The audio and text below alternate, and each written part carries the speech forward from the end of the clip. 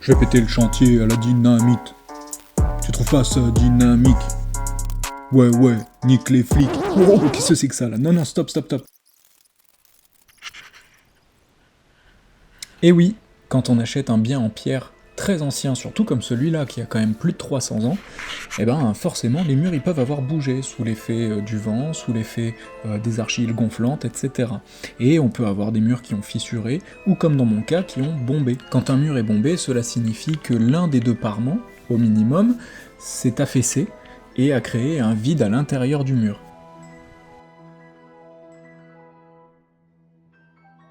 Et donc pour remédier à ce problème, deux solutions s'offrent à nous. La première, c'est d'injecter de la chaux dans le mur. La deuxième, c'est de démolir le mur et de le reconstruire. Donc je vais injecter de la chaux mélangée à du sable très fin et l'ensemble très liquide dans le mur pour renforcer la structure du mur. Donc dans un premier temps, je commence par refaire l'ensemble des joints de mon mur, de sorte que lorsque j'injecterai le coulis dans le mur, celui-ci ne sorte pas par les interstices entre les pierres.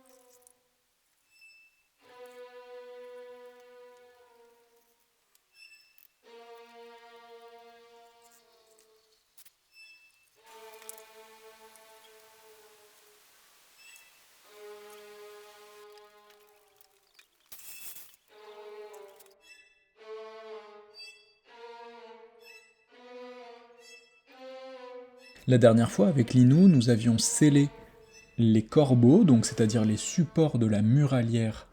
Donc nous les avions scellés dans le mur avec du béton.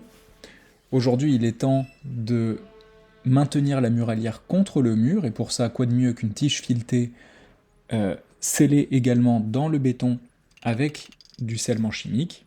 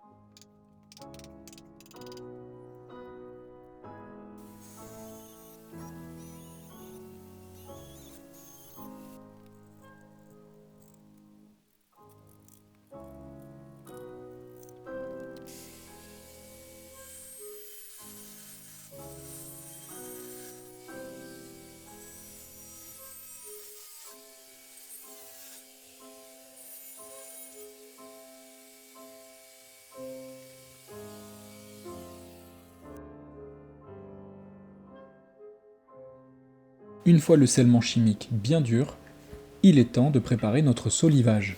Quelques découpes sont à prévoir. Il ne faut pas se tromper car le bois coûte assez cher en ce moment. Donc j'ai repris mes mesures, je sais que mon empiècement doit dépasser de 8 cm après la muralière et que donc ma hauteur que je viens de mesurer est de 4,2, donc elle se retrouve ici. Donc j'ai grisé la grosse partie que je vais retirer pour avoir toujours ma muralière avec le petit empiècement pour venir reposer sur la solive avec l'empiècement pour reposer sur la muralière.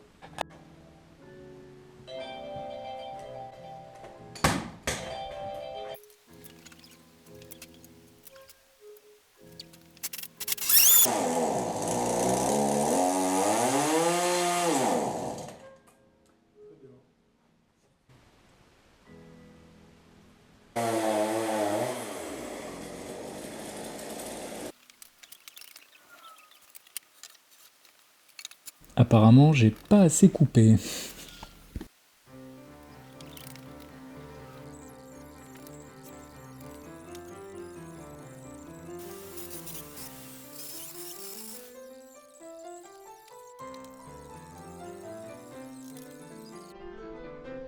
Bon, on arrive à la fin du solivage. Il m'en reste 1,5, on va dire, à mettre ici. Et puis, ici, ça va être ma trémie pour descendre à la cave. Hein. Donc, n'oubliez pas quand vous faites votre plancher, de penser à faire votre trappe pour descendre à la cave. Et surtout, calculez bien la largeur dont vous aurez besoin. Pour ma part, je vais mettre mon chauffe-eau à la cave. Et donc il faut prévoir une largeur suffisante pour passer un chauffe-eau dans un sens comme dans l'autre, parce que le jour où celui qui sera à la cave sera mort, il faudra pouvoir le ressortir. Et le nouveau, il faudra pouvoir le rentrer. Petite astuce les amis, si vous devez faire un assemblage, donc là je suis dans ma trémie, comme ici, tac, et les sabots s'emboîtent parfaitement, voilà. Je vais vous montrer ça autrement. Bon, un sabot, tac, donc qui est placé contre votre support, et là vous avez votre solive dessus. Hop. Si vous devez faire un assemblage donc perpendiculaire, vous voyez, hop, les deux sabots viennent donc s'emboîter parfaitement. Hein. Les encoches sont faites pour.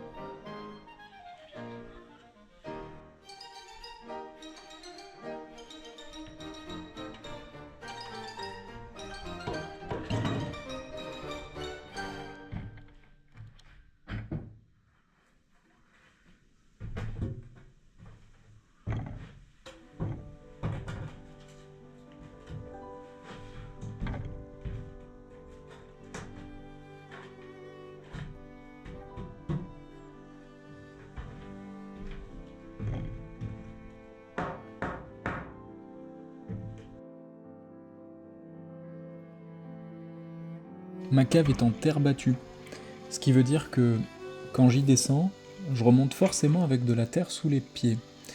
Par ailleurs, pour l'instant, tout est ouvert puisque je n'ai pas de fenêtre, donc les chats s'amusent à venir se servir de ma cave comme d'une litière. Donc pour plus de propreté maintenant et futur, je déverse 1 m3 de gravier, c'est du 20-40, dans ma cave, pour que si un jour j'ai besoin d'aller faire de l'entretien sur mon chauffe-eau ou bien sur ma pompe de relevage, je puisse le faire de manière très propre.